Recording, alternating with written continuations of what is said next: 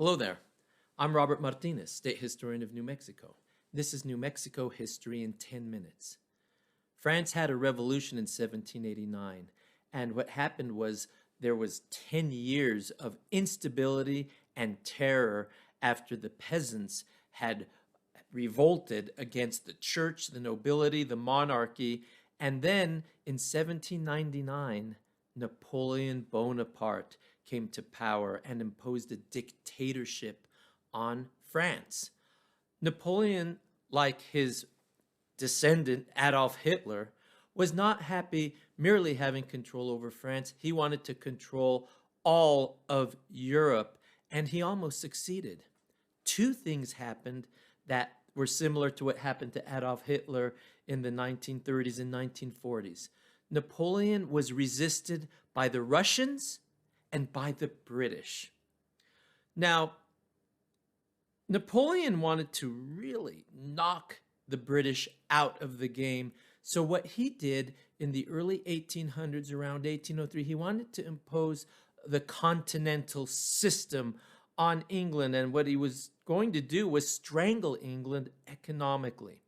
He told all the other European powers, don't you dare trade with England.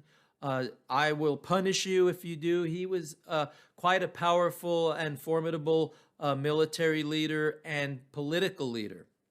Well, England had an ally in Portugal. Portugal kept shipping goods to England and kept that connection going. So what happens is Napoleon invaded Spain in order to get to Portugal and defeat Portugal and stop Portugal from helping England. Well, something happened on the way to Portugal. The king of Spain was removed from the throne, and Napoleon put his brother Joseph on the throne in Spain, and the king of Spain was exiled to Cadiz, the southern city in Andalusia, Cadiz, Spain. So what happens in this period for about 8 to 10 years is Spain is no longer the world power she used to be. France is very powerful, and it's in this time period that this form of warfare, which had been used throughout history, but it really comes to the fore in Spain. It's called a little war. The word for war in Spanish is guerra. A little war is guerrilla. In English, it looks like guerrilla.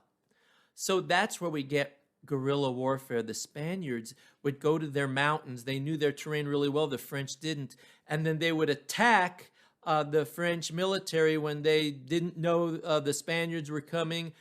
They would use less than modern means to defeat the French. And it really weakened the French military while they were in Spain.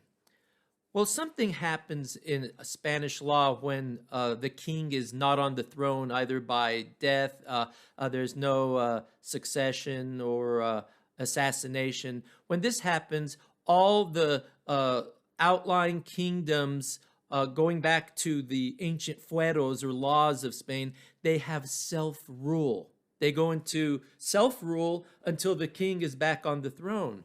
Well, this happens when the king of Spain is exiled. So imagine that. Places like Mexico City, Lima, Peru, the Philippines, Cuba, all these outlying places of the Spanish Empire, all of a sudden they have their own taste of independence. Well, around 1810, the king decides that he needs to know what's going on in his world empire. So he sends the word out throughout the empire that he wants representatives sent to a Spanish Cortes to report to him the state of his empire. And representatives from around the world, from Spain's world empire, would go to Cadiz to report to him. In New Mexico, there's a man named Pedro Pino. He's well off. He has some political power and some wealth. So he is chosen to represent New Mexico in Cadiz. So what happens is he goes down to Mexico, gets on a ship, and goes to Cadiz, Spain, and reports to the king.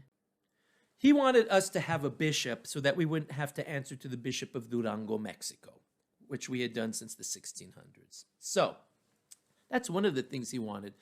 Well, in his report that has been translated and published, he also makes all kinds of observations about New Mexico's economy, about the terrain, but also the people. And what's fascinating is he makes the claim that there were no castes of African origin in New Mexico, as he had seen, obviously, in places like Mexico City, Zacatecas, and Veracruz.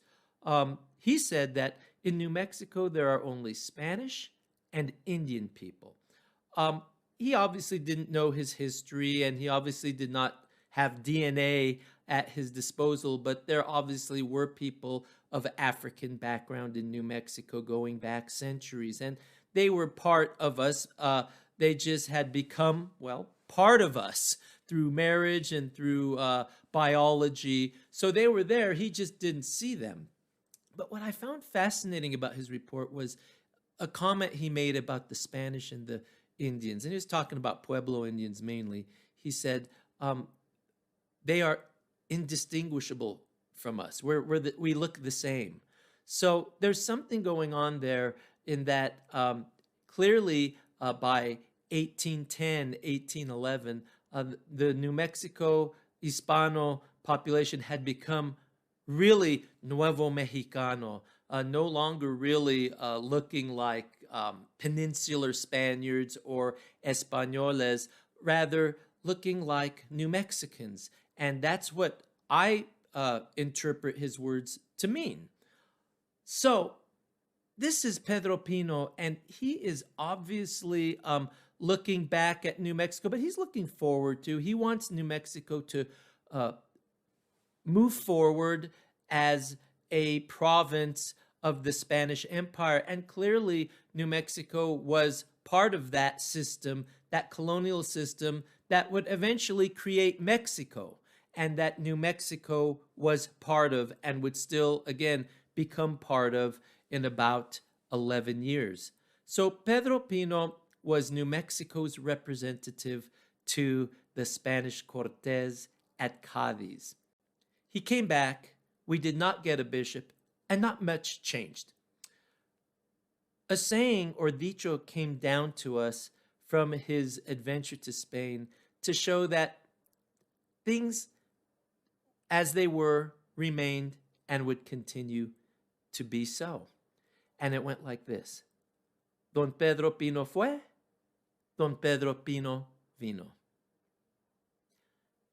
Pedro Pino went, Pedro Pino came back. And that's that. So that's it for now. I'm Robert Martinez. Thank you for being with me. I will see you next time. Goodbye.